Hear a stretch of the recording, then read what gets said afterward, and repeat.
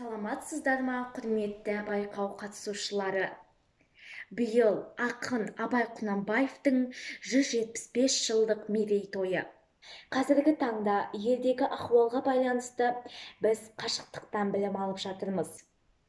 Біз қашықтықтан біліп алып қана қоймай, үйде ата-анамызбен сабақ орындап қана қоймай, біз оқушылар ақын жазушылардың шығармашылығымен үнемі танысып отырмыз.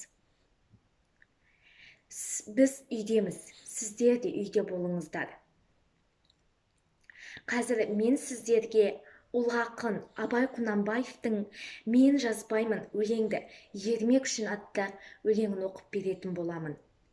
Абай Құнанбаев «Мен жазбаймын өлеңді ермек үшін».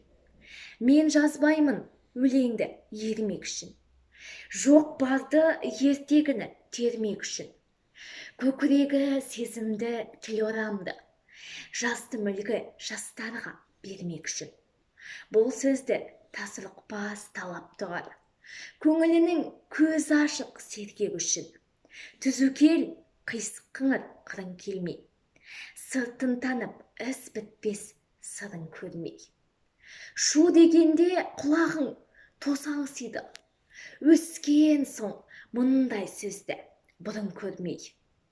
Таң қаламын алдыңғы айтқан дұқпай, және айта бер дейді жұрт тыным бермей.